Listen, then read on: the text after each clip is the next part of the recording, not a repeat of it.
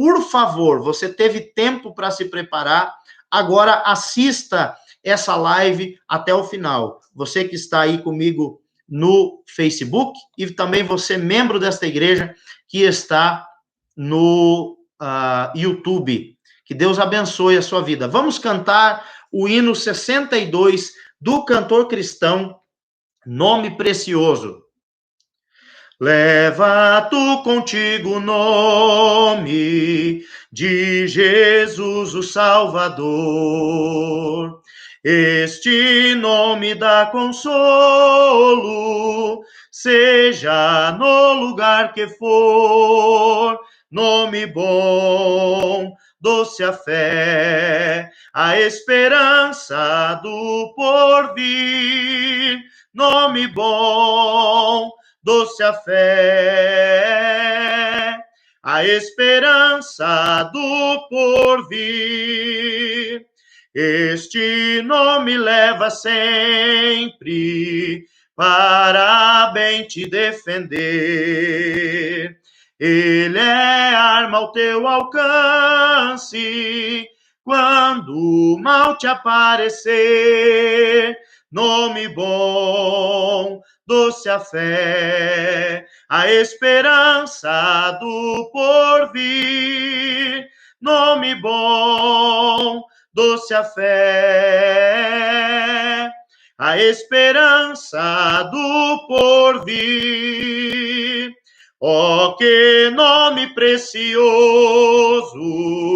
gozo traz ao coração. Sendo por Jesus aceito, tu terás o seu perdão. Nome bom, doce a fé, a esperança do porvir. Nome bom, doce a fé, a esperança do porvir. Nome santo e venerável é Jesus, o amado teu. Rei dos reis, Senhor eterno, tu, ó, clamarás no céu. Nome bom, doce a fé, a esperança do porvir. Nome bom, doce a fé, a esperança do porvir. Amém? Glória a Deus. Você, meu querido irmão, se quiser colocar aí nos comentários, tanto do YouTube ou do Facebook, algum hino do cantor cristão que você queira que eu cante, você tem essa liberdade de colocar, e se eu souber, com certeza eu vou estar cantando esse hino para a honra e glória do nosso Senhor Jesus Cristo. Esse é um nome que nós devemos levar conosco, pois somente esse nome nos dá conforto, esse nome nos dá segurança e conforto diante dessas dificuldades que nós temos enfrentado. Tá? É o nome de Jesus que nos dá conforto. Vamos cantar também mais um hino e depois, logo em seguida, vamos passar para o estudo da palavra. O hino 398, Sou Feliz. 398 do cantor cristão, Sou Feliz. Se paz a mais doce me deres gozar, se dor a mais forte sofrer, ó seja o que for, tu me fazes saber que feliz com Jesus sempre sou. Sou feliz com Jesus. Sou feliz com Jesus, meu Senhor. Embora assalte o cruel Satanás e ataque com vis tentações. Ó, certo eu estou, e apesar de aflições, que feliz eu serei com Jesus. Sou feliz com Jesus. Sou feliz com Jesus, meu Senhor. Meu triste pecado por meu Salvador foi pago de um modo cabal. Valeu, meu Senhor, ó mercê sem igual. Sou feliz, graças dou a Jesus. Sou feliz com Jesus. Sou feliz com Jesus, meu Senhor. A vinda eu anseio do meu Salvador, e em breve virá me buscar ao céu onde vou para sempre morar, com remidos na luz do Senhor. Sou feliz com Jesus. Sou feliz com Jesus, meu Senhor. Meus irmãos, esse hino foi escrito por Horácio. Esse homem, eu vou contar bem brevemente a história dele, depois você pesquisa. Esse homem passou por uma grande perda.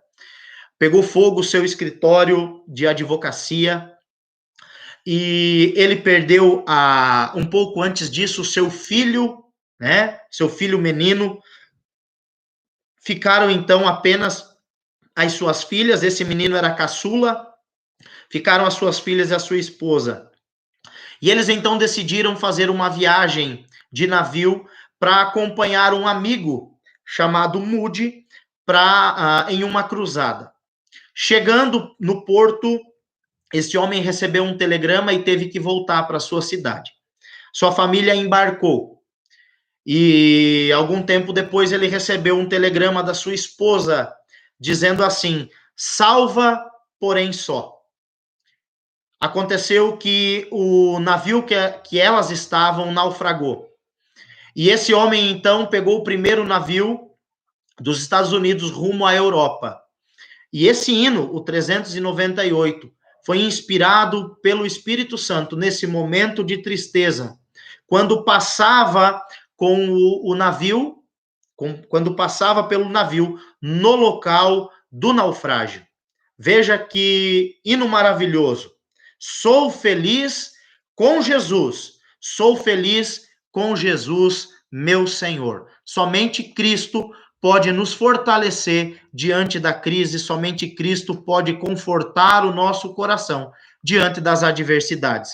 Por isso eu quero convidar você, meu querido irmão e minha querida irmã que estão acompanhando essa live, tanto pelo Facebook como pelo YouTube, que abram as suas Bíblias em Mateus, capítulo 28. E nós vamos estar fazendo a leitura do versículo, aliás, por favor, desculpa, Mateus capítulo 11, do versículo 28 ao 30. Mateus 11, do 28 ao 30. Se você encontrou aí na sua Bíblia, dá um amém nos comentários. Mateus capítulo 11, do 28 ao 30.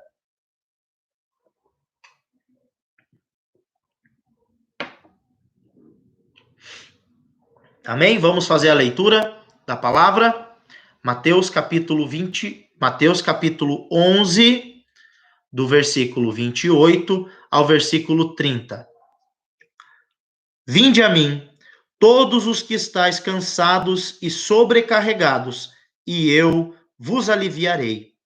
Tomai sobre vós o meu jugo, e aprendei de mim, porque sou manso e humilde de coração, e achareis descanso para a vossa alma, porque o meu jugo é suave, e o meu fardo é leve. Vinde a mim, todos os que estáis cansados e sobrecarregados, e eu vos aliviarei. Tomai sobre vós o meu jugo, e aprendei de mim, porque sou manso e humilde de coração, e achareis descanso para a vossa alma, porque o meu jugo é suave, e o meu fardo é leve. Amém? Venham a mim e aprendam de mim. Esse é o título do sermão dessa noite. Venham a mim e aprendam de mim. Nós precisamos entender, meus queridos irmãos, nessa noite, alguns princípios. Primeiro, que o evangelho de Cristo, segundo escreveu Mateus, né, Levi, ele tem um propósito, alguns propósitos. E alguns desses propósitos são de inspirar os cristãos a servir de bom grato e fiel também, e de promover o reino de Deus ao apresentar Jesus Cristo como tão esperado rei, né? E apresentar Jesus Cristo como tão esperado rei, e apresentar também o reino que ele trouxe com o cumprimento do plano de redenção de Deus. Esse é o principal objetivo do Evangelho de Mateus: apresentar Jesus Cristo como rei e apresentar Jesus Cristo como cumprindo em partes o reino de Deus, ok? A segunda parte do cumprimento do reino de Deus vai acontecer, então, na segunda vinda de Cristo. Esse evangelho, o evangelho de Mateus, ele foi escrito no ano 60 e 70 depois de Cristo. E ele traz algumas verdades fundamentais. Você precisa entender essas verdades para conseguir compreender o evangelho de Mateus e aquilo que o autor quer nos ensinar. Primeira verdade fundamental do evangelho é que Jesus cumpriu as escrituras do Antigo Testamento. A segunda verdade fundamental é que Jesus é o rei prometido, tá? Mateus, ele vai escrever para um público principalmente judeu. Então ele vai enfatizar inúmeras vezes de que Jesus Cristo é o Messias, o rei prometido nas escrituras do Antigo Testamento. A terceira verdade fundamental é de que enquanto esteve aqui na terra, Jesus inaugurou em partes o reino de Deus. Como eu falei, o reino de Deus será concluído, ele será completo na segunda vinda de Cristo. Na segunda vinda de Cristo. Uma quarta verdade fundamental desse evangelho é que os seguidores de Jesus devem espalhar o reino de Deus a todas as nações. E essa é a última ordem que nós encontramos aí no capítulo 28 de Mateus, né? Vão por todo mundo e pregue o evangelho a toda criatura, ensinando-os a obedecer tudo o que vos ensinei e batizando-os em nome do Pai, do Filho e do Espírito Santo. Outra verdade fundamental para entender o evangelho de Mateus é que os seguidores de Jesus sofrerão, mas Jesus está sempre com eles. Eis que estou convosco até a consumação dos séculos. Mais uma verdade também, e a última que eu selecionei para esse contexto, é de que quando retornar, Jesus então completará o reino de Deus. Ok? O reino do Senhor foi inaugurado, mas ele só será completo com a segunda vinda de Cristo, quando o Senhor aniquilará o anticristo, falso profeta, e então a sua igreja reinará com ele durante 1000 anos. É isso que a palavra de Deus nos ensina. Se você também tem alguma dúvida sobre escatologia, nós vamos começar a tratar sobre esse tema aqui em lives, tá? Quando Jesus retornar, então, ele completará o reino de Deus. O público principal, como eu já disse, do Evangelho de Mateus, esse evangelho foi escrito para judeus, ok? Mas também foi alcançado a igreja de Antioquia. Até mesmo nós vemos aí que Inácio, que é o primeiro pai da igreja, ele é o primeiro a citar o Evangelho de Mateus na igreja de Antioquia. Inácio era bispo em Antioquia. O público eram os judeus, mas também os gentios ouviram, é óbvio. E uma curiosidade é que o Evangelho de Mateus, dos 4 evangelhos, é o que mais tem referências do Antigo Testamento, justamente para comprovar que Jesus Cristo é o Messias prometido, que Jesus Cristo é o Rei dos Reis e o Senhor dos Senhores. O Evangelho de Mateus também tem por objetivo de mostrar essa peculiaridade, né? Tem por objetivo também mostrar que Jesus Cristo é o Rei dos Reis, o Senhor dos Senhores. Contudo, ele enfatiza o nascimento humilde de Jesus Cristo e a sua vida humilde, a sua vida de abnegação, mas contrasta também, contrastando com o seu grande poder, soberania e autoridade, né? Nós vemos aí o Senhor como sendo um Deus humilde, que nasce de uma virgem humilde chamada Maria, que é posto, enrolado em panos e posto em uma manjedoura, mas ele também é o Rei dos Reis, o Senhor dos Senhores, ele tem autoridade sobre as intempéries do tempo, ele tem autoridade sobre as catástrofes, ele tem autoridade sobre os demônios e ele tem autoridade sobre a própria morte. Jesus, então, ele venceu a morte, ele foi morto pelos nossos pecados, ele nos amou a ponto de entregar a sua vida por nós em obediência a Deus, e ele ressuscitou ao terceiro dia. O Evangelho de Mateus, ele trabalha em cima desse contraste, mostrando a humildade do Senhor, mas também a sua divindade. E aí, nós chegamos diante desse Deus soberano. Nós estamos aí, diante da soberania e a humildade do Senhor. Veja comigo o que o versículo 25 ao 27 nos diz. Por favor, acompanhe a leitura, Mateus capítulo 11, do 25 ao 27. Por aquele tempo exclamou Jesus: graças te dou, ó Pai, Senhor dos céus e da terra, porque ocultastes estas coisas aos sábios e instruídos, e as revelastes aos pequeninos. Sim, ó Pai, porque assim foi do teu agrado. Tudo me foi entregue por meu Pai. Ninguém conhece o Pai, senão o Filho. E ninguém conhece o Filho, senão o Pai. E aquele quem o Filho o quiser revelar.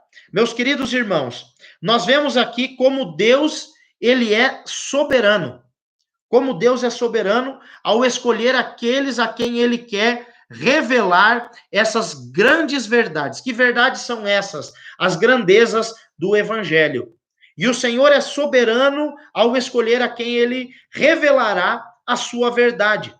Nós temos que analisar aqui, meus queridos irmãos, com muita calma, porque o Senhor Jesus, ele ocultou estas coisas dos sábios e dos instruídos e as revelou aos pequeninos. Aos pequeninos. Essa palavra pequeninos, ela pode significar também humildes. Ela pode significar humildes. Os homens podem se aprofundar em muitos assuntos. Em muitos assuntos. Mistérios da natureza, enfim, mistérios de Estado, e ainda assim continuarem ignorantes em relação aos mistérios do reino dos céus. É isso que a Bíblia diz, que o Senhor Jesus, ele revelou os mistérios do reino de Deus, ele revelou os mistérios das grandezas do evangelho para os pequeninos. Deus não faz acepção de pessoas. Deus não faz acepção de pessoas, como nos diz lá em Romanos, capítulo 2, versículo 11. Mas como rei e soberano, e também como sendo um rei justo, ele não aceita suborno. Ele não aceita suborno dos poderosos. E ele estende a compreensão das grandezas do evangelho aos humildes. É isso que a palavra nos diz, que ele estende a compreensão desse evangelho tão poderoso aos humildes. Veja, como eram os seus discípulos, né? Os discípulos do Senhor eram homens humildes, na sua grande maioria ignorantes e iletrados. Ali não tinha nenhum artista, nenhum erudito, nenhum político. Na sua grande maioria, pescadores, cobradores de impostos. E o Senhor, então, ele escolheu essas pessoas. O Senhor escolheu os seus discípulos, porque ele estendeu a compreensão do evangelho aos humildes. E por que ele fez isso? Porque ele é soberano. É isso que a palavra do Senhor nos diz. Veja só o exemplo de Saulo. Saulo, a palavra nos diz que ele ele cresceu, ele foi doutrinado, ele foi ensinado aos pés de Gamaliel. Saulo aprendeu com o melhor da sua época. Porém, Saulo só compreendeu as grandezas do evangelho quando ele teve um encontro com o Senhor Jesus Cristo no caminho para Damasco. Você sabe muito bem da história. Saulo, aliás, ali indo com cartas e no caminho para Damasco para prender os cristãos que lá estavam, tem um encontro com o Senhor Jesus, e o Senhor Jesus aparece através de uma luz muito forte, e Saulo então cai do cavalo, fica cego, e ali aprende do Senhor. Ali aprende do Senhor. Nós precisamos entender isso, que Deus é soberano na escolha, até mesmo daqueles que vão compreender as grandezas do Evangelho. Tudo me foi entregue. É isso que ele diz aqui no versículo 27. E veja aí o versículo 23, ou 26, aliás. Sim, ó Pai, porque assim foi do teu agrado. Deus decidiu que assim fosse. É do agrado de Deus que as grandezas do evangelho sejam compreendidas pelos pequeninos, Veja aí, versículo 27. Tudo me foi entregue por meu Pai. A soberana disposição de Deus sobre todas as coisas foi entregue a Jesus Cristo. Nós precisamos entender isso, meus queridos irmãos, que Cristo, como Deus, ele é igual ao Pai em poder e glória. Mas Cristo, como mediador, e a palavra nos diz em 1 Timóteo, capítulo 2, versículo 5, que só existe um Deus e um mediador entre Deus e o homem, que é Jesus Cristo, o homem, como mediador, ele recebe poder e glória do Pai. Como mediador, Cristo recebe poder e glória do Pai. Como Deus, ele tem poder e glória, porque ele é Deus, mas como mediador, ele recebe poder e glória do Pai. Todos os poderes e todos os tesouros estão escondidos em Cristo, estão na mão de Cristo, como diz o texto de Colossenses capítulo 2, versículo 3. Nele habita corporalmente todos os tesouros do conhecimento e da sabedoria. Tudo está contido em Cristo. Cristo é o exemplo perfeito de soberania, de conhecimento, de poder. Jesus Cristo. A soberania de Cristo se estende até quanto a decidir quem conhecerá o Pai. Veja que ele é soberano a esse ponto. Olha aí o versículo 27, a parte B. Ninguém conhece o Filho, senão o Pai. E ninguém conhece o Pai, senão o Filho. E aquele a quem o Filho o quiser revelar. Aquele a quem o Filho o quiser revelar. Cristo é soberano e tão soberano que dele parte o revelar a quem ele quiser o próprio Senhor. O próprio Senhor. Nós precisamos entender isso. E é esse Deus soberano que nos faz esse convite. Vinde a mim. É esse Deus soberano e poderoso que faz esse convite. Venham a mim. Venham, eu estou aqui. Todos, e olha que o convite do Senhor no versículo 28 diz: vinde a mim todos. Venham todos, sem exceção. Venham a mim. os cansados e os sobrecarregados, e eu vos aliviarei. Olha aí o versículo 28. Vinde a mim, todos os que estáis cansados e sobrecarregados, e eu vos aliviarei. Porque o Filho é soberano em revelar Deus, ele também tem autoridade para convidar pessoas a irem até ele. Porque Cristo é soberano, sendo Deus, e honrado por Deus como mediador, ele tem autoridade de nos convidar a ir a ele. Porque ele é Deus e porque ele foi entregue essa soberania enquanto homem na terra, Cristo tem essa autoridade de fazer esse convite a quem ele quiser. E veja que ele estende o convite a todos.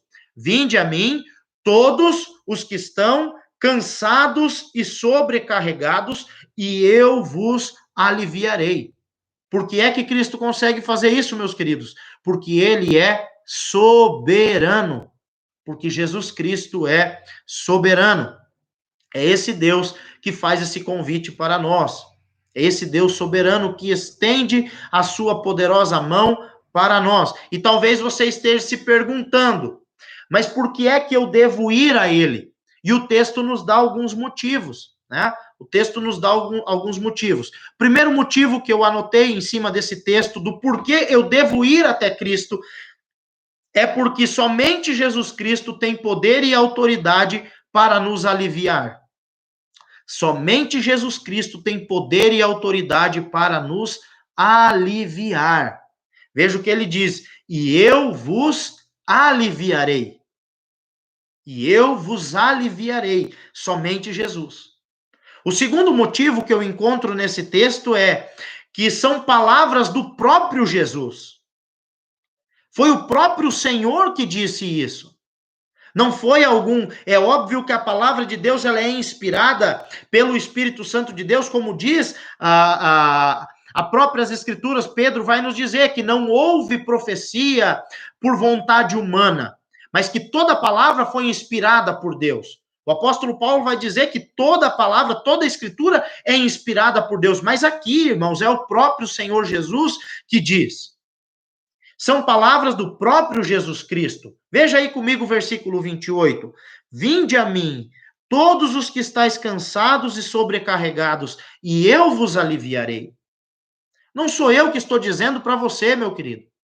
Não sou eu que estou dizendo que o Senhor tem poder e autoridade para aliviar você dessa dor e desse sofrimento, desse cansaço espiritual que você está sentindo.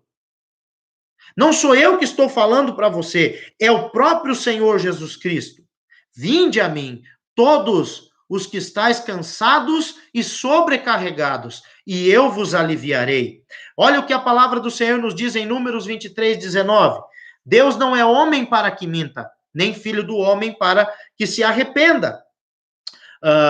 Acaso ele fala e deixa de agir? Acaso promete e deixa de cumprir? É óbvio que não. É uma pergunta retórica. Tudo que o Senhor Jesus promete, ele cumpre. E nós encontramos aqui, então, um convite. E o final desse convite tem uma promessa: venham a mim e eu vos aliviarei. É o Senhor Jesus. Em terceiro lugar, todas as outras opções, ou se é que são opções, são totalmente falíveis. Escuta bem, meu irmão.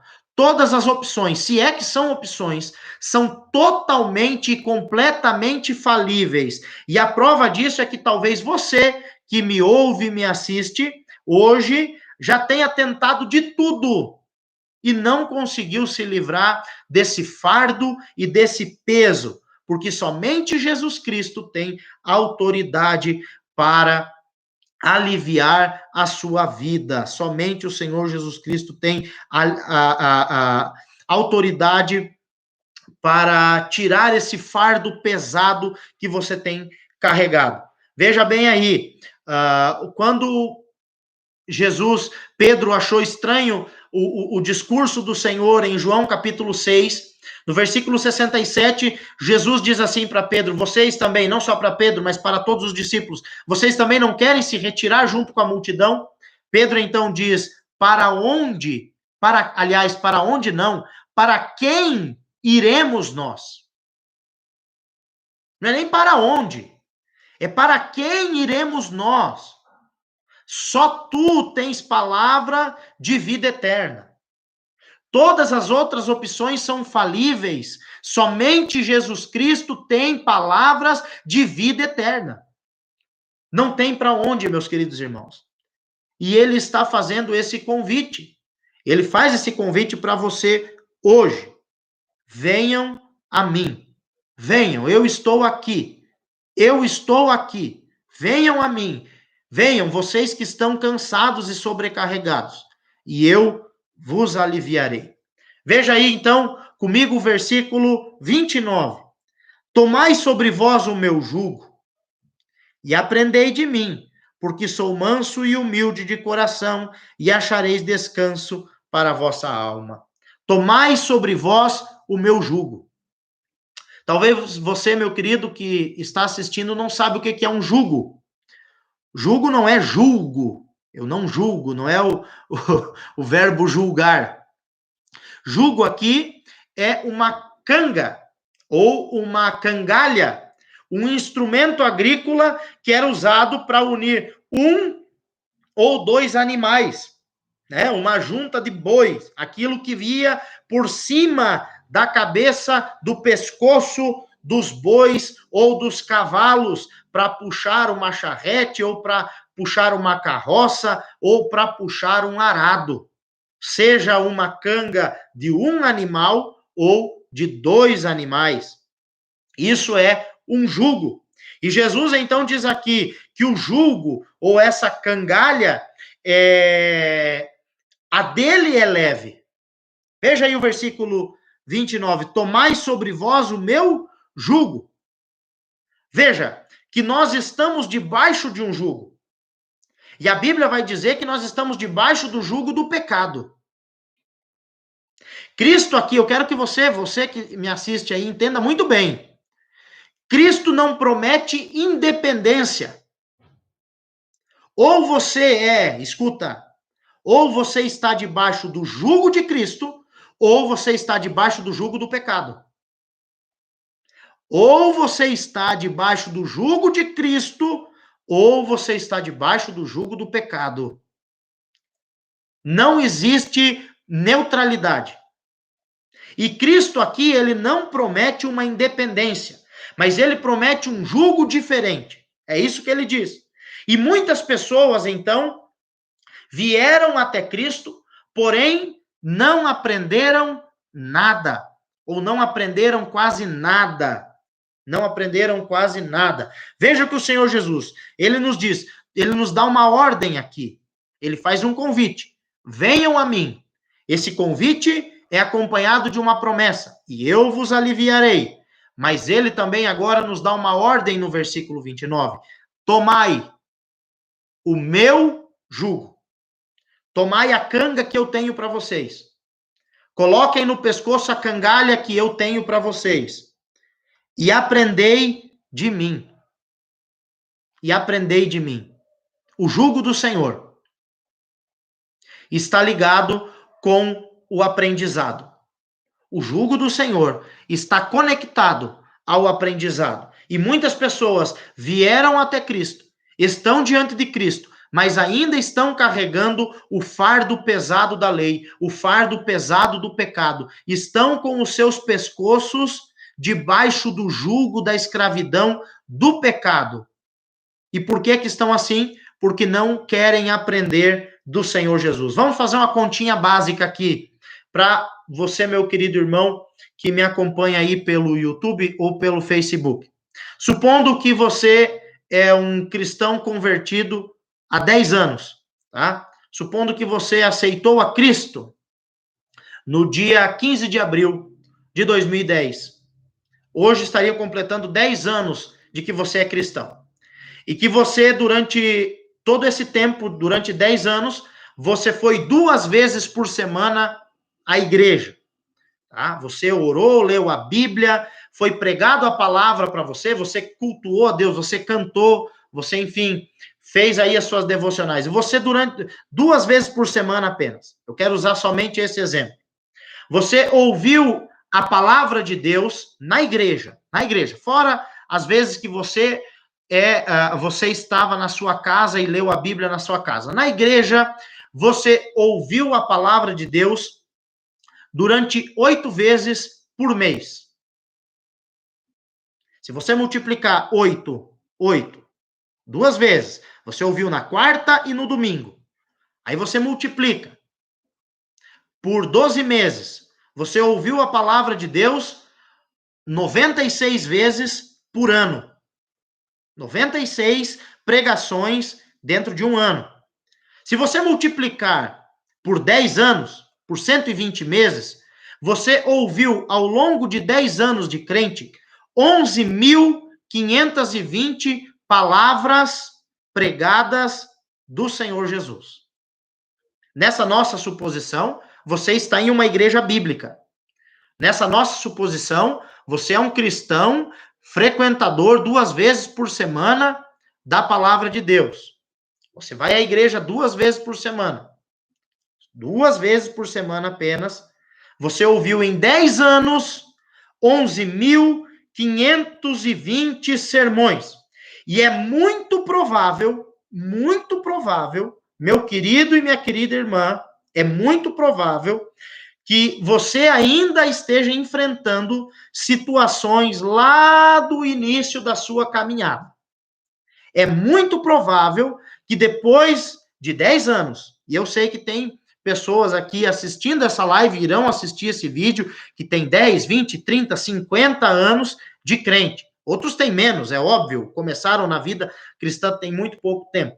Mas supondo nessa conta de um crente que tem 10 anos de vida cristã, ele já ouviu, indo 2 vezes por semana à igreja, 11.520 sermões. E é muito provável que essa pessoa ainda é vencida, essa pessoa ainda passa por situações lá do início da sua caminhada cristã. É muito provável que essa pessoa ainda não conseguiu se libertar de muita coisa que como ela chegou na vida cristã, é muito provável que ela ainda esteja como aquele antigo homem. E aqui está a importância, então, do que Cristo nos diz. Cristo não nos promete livrar de um jugo. Ele nos promete dar outro jugo. É óbvio que o jugo de Cristo, a cangalha de Cristo, ela é diferente. Ela é leve, ela é mais fácil, mas ela não é nula. Ela não é nula. E Cristo diz que essa cangalha, ela está inteiramente ligada com o ensino, com o aprendizado. Olha o versículo 29. Tomai sobre vós o meu jugo e aprendei de mim. Aprender de quem, meu querido? Aprender de Cristo. Aqui está a importância de aprender de Cristo. Nós muitas vezes estamos, irmãos, buscando uma babá e não um mestre. Muitas vezes os cristãos têm buscado uma babá e não um mestre. E o Senhor nosso Deus é nosso mestre. Nós temos que aprender dele, aprender com ele. Ele se disponibiliza a nos ensinar. Veja aí, exemplo daqueles alunos que só estão de corpo presente dentro da sala de aula e não aprendem nada. Muitas vezes nós estamos assim também dentro da igreja. Quanto tempo e não aprendemos, não colocamos em prática aquilo que o Senhor Jesus nos ensina, mas nessa noite você pode tomar uma decisão. Muitos não aprendem, meus queridos irmãos, pois acham que já sabem tudo. Esse é um dos motivos. Quem sabe você está cansado e sobrecarregado porque você está diante de Cristo, mas está com a soberba muito alta. Você ainda pensa que sabe tudo. Chegam diante do Senhor com os planos prontos. Chegam diante do Senhor já com tudo planejado ao seu próprio jeito, à sua própria maneira. E não é isso que o Senhor tem para nós. Se você não se esvaziar de si mesmo, nunca você vai aprender do Senhor Jesus. Outros, então, não aprendem, pois o aprendizado exige esforço. Irmãos, O aprendizado exige esforço, dedicação, escolhas, abnegações. Chegam a Cristo, mas não conseguem abrir mão da velha vida. Não se desvestem do velho homem. Não se despojam das antigas práticas. Estão como aquele homem na parábola das bodas, que está em Mateus capítulo 22, do 10 ao 14. O Senhor prepara uma festa linda para o seu filho, manda convidar os convidados escolhidos, os convidados não vêm, dão inúmeras desculpas. Então o Senhor manda pegar todos os que acham na rua. Mas aí, do versículo 10 ao 14, é muito interessante que no meio da festa, participando da festa, participando do jantar, tem um homem que não está vestido adequadamente. Veja, ele preferiu ficar com a sua velha roupa do que se vestir com as roupas das bodas. E então, nessa parábola, o Senhor Jesus nos diz que esse homem é atado pelas mãos e pelos pés e é lançado fora, onde há choro e ranger de dente.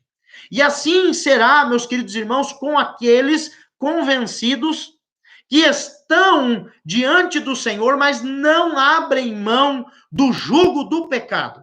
Se acostumaram com a escravidão do pecado. Se acostumaram e dizem, eu sou pecador mesmo. Eu sou um pecador. Todos pecam, não é?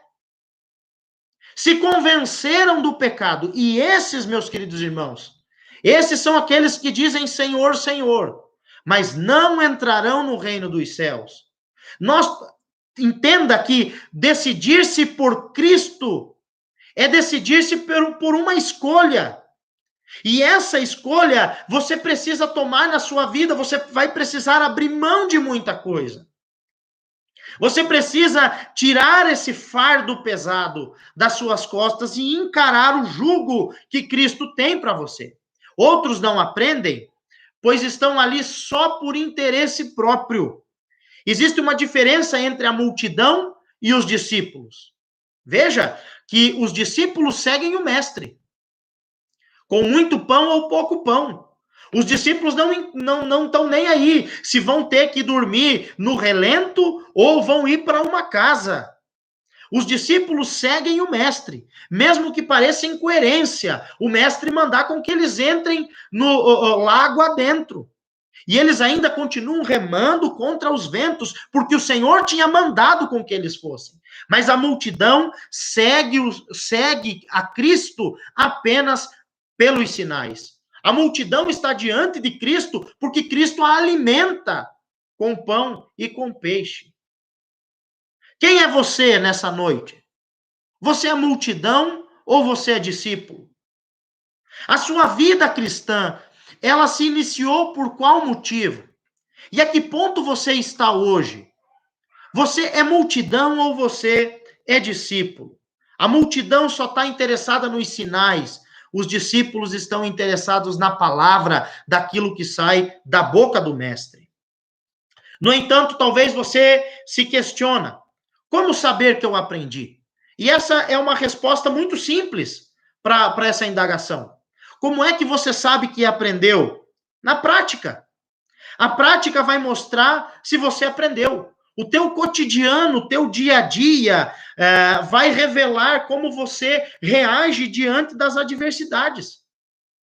É diante, meus queridos irmãos, dos problemas e das ofensas que você vai saber se aprendeu do Senhor Jesus.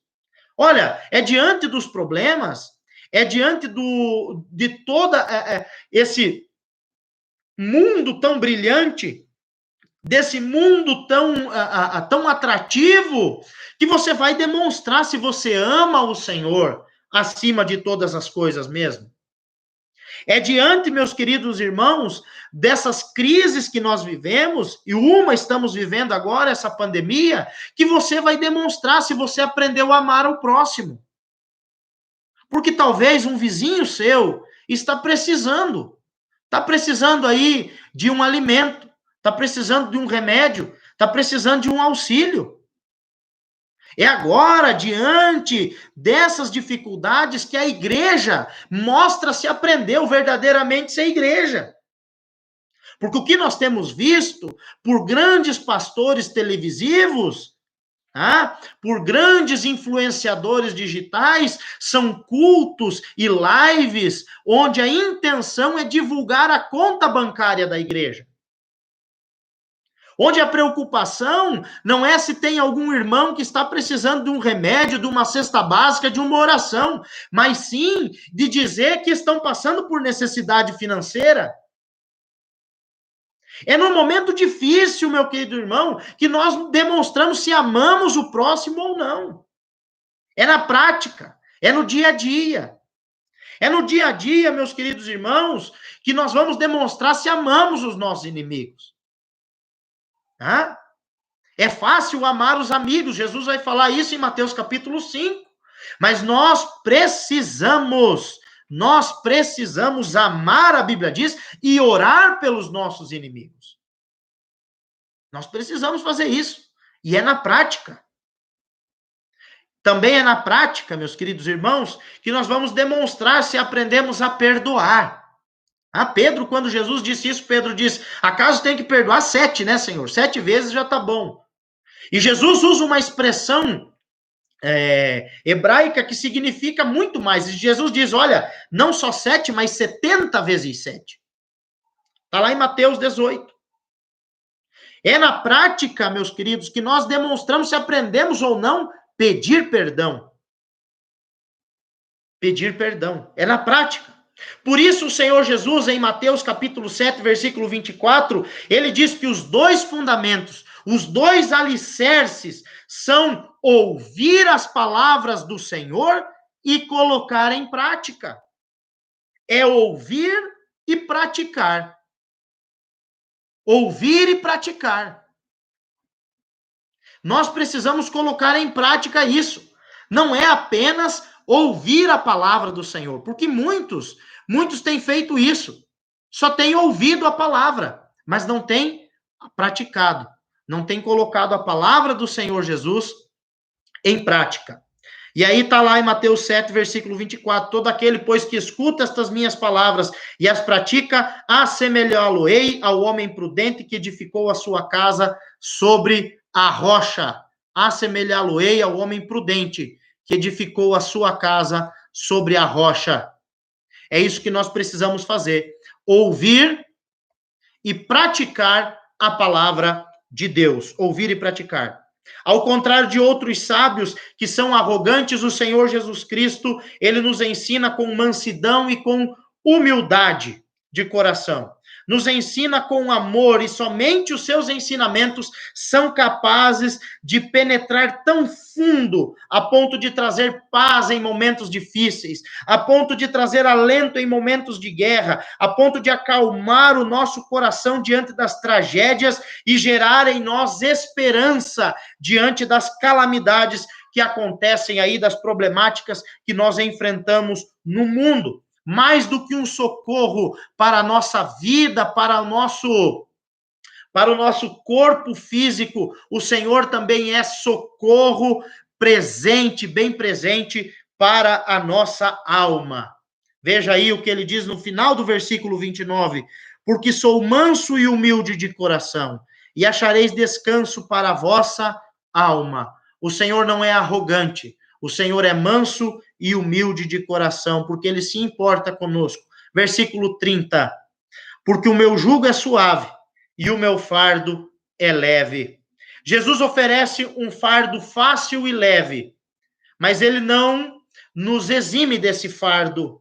Ao contrário do fardo pesado do pecado ou da lei, como diz Atos capítulo 15, o fardo de Cristo é leve, porém é um fardo existente. Meu querido irmão e minha querida irmã, o fardo de Cristo é um fardo existente. Cristo não nos ilude. Ele diz, no mundo tereis aflições, mas tende bom ânimo, eu venci o mundo. E hoje, então, o Senhor Jesus lhe faz esse convite. Hoje o Senhor estende mais uma vez esse convite, dizendo, venham a mim e aprendam de mim. Venham a mim e aprendam de mim. O fardo do Senhor é leve, pois o Senhor se importa com os seus amados. Eu quero lhe fazer uma pergunta. Qual será a sua resposta diante dessa pergunta que o Senhor nos faz, diante do convite que o Senhor nos faz? Qual é a sua resposta?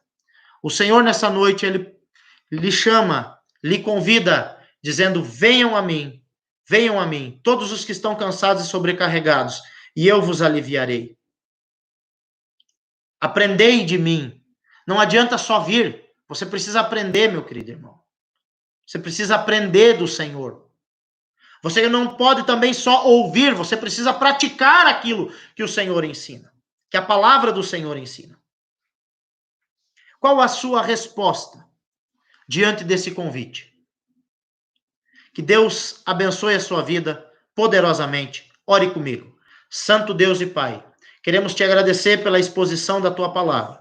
Que o Senhor, ó Deus, continue a falar aos nossos corações. E que essa palavra não caia no esquecimento. E que, ó Deus, nós possamos cada dia mais e mais nos achegar ao Senhor. E estar diante do Senhor, aprendendo como bons discípulos. E pondo em prática os seus ensinamentos. Ó Deus, traz, ó Pai, descanso para a nossa alma tão aflita. Traz descanso, Senhor Jesus, diante dessas situações. É para o Senhor que nós oramos. E é diante do Senhor que depositamos a nossa confiança e esperança. Em o nome de Jesus Cristo. Amém.